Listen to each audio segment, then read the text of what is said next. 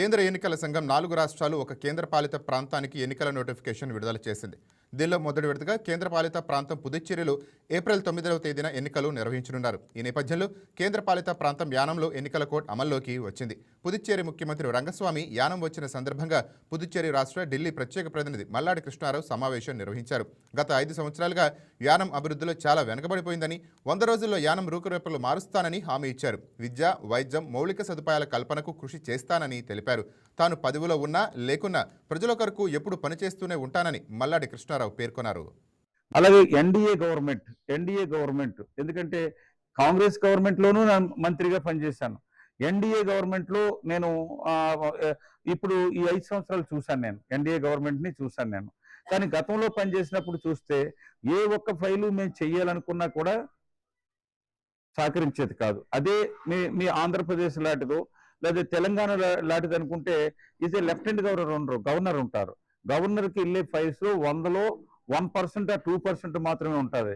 ఇక్కడ ప్రతి ఫైలు కూడా లెఫ్టినెంట్ గవర్నర్కి 100 రూపీస్ గ్రాంట్ రిలీజ్ చేయాలని అంటే లెఫ్టినెంట్ గవర్నర్కి ఫైల్ వెళ్ళాలి.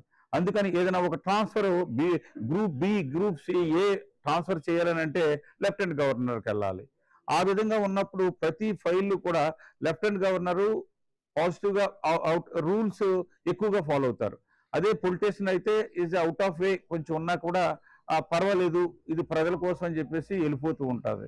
అటువంటి పరిస్థితుల్లో కూడా లాస్ట్ గవర్నమెంట్లో నేను ఈ యానంలో ముఖ్యంగా పాండిచ్చేరికి కొంత నేను చేయగలిగాను.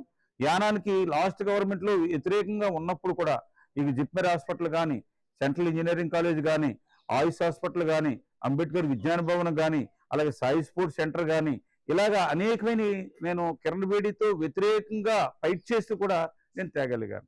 అలాగే కార్యకాలకి మెడికల్ కాలేజ్ తేగలిగాను. జిప్మెర్ ఎనాక్సర్ కాలేజీ 485 కోట్ల రూపాయలతో భారత ప్రభుత్వాన్ని ఒప్పించాను.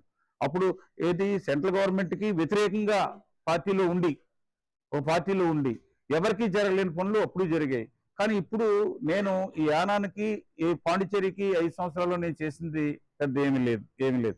ఏదన్నా సీఎం గారు ఈ ఫైలు నువ్వు ఫాలోఅప్ చేయమంటే ఆ ఫాలోఅప్ చేసి చెప్పడమే తప్ప యానం కోసం 50,25,00,000 రూపాయలు Gadkari national highway road, approach roads అని చెప్పేసి టోటల్ 100% గ్రాంట్ తీసుకొచ్చాను. అలాగే ఫ్లడ్ ఈ జలశక్తి మినిస్టర్ దగ్గర నుంచి అమృత్ 2 అనే 2 స్కీమ్స్ని ఇక్కడ తీసుకొచ్చాను. 6 MLD అక్కడ బొటాల్ గార్డెన్లో 9,28,00,000 రూపాయలు ట్రీట్మెంట్ ప్లాంట్ని, ఇంకొక 3 ఉన్నాయి, ఇప్పటికీ 4వ ప్లాంట్ని తీసుకొచ్చాను. ఇప్పుడు జిప్మెర్ హాస్పిటల్ ట్రయల్ బేసిస్ లో 2 years అయింది. ఇంకొక దగ్గర ఇంకొక 6 months అయితే ఇప్పుడు స్పెషలిస్టులు, డాక్టర్లు ఒక 70% జాయిన్ అయ్యారు. నర్సెస్ అంతా కూడా 70% జాయిన్ అయ్యారు. మళ్ళీ రిక్రూట్మెంట్ ఇప్పుడు చేశారు. ఇది అయ్యి ఒక 6 నెలల్లో జిప్మెర్ని ఫుల్ ఫ్లెడ్జ్డ్ గా తెచ్చినప్పుడు, అలాగే మన GH ని కూడా ఇంకా తెచ్చి, ముందు నేను హెల్త్ మినిస్టర్గా ఉండగా సీఎం రిలీఫ్ సొసైటీ అని చెప్పేసి ఒక స్కీమ్ ఉంది. ఆ స్కీమ్ లో ఇక్కడ నుంచి రిఫర్ చేస్తే ప్రైవేట్ కార్పొరేట్ హాస్పిటల్ ఇమీడియట్ గా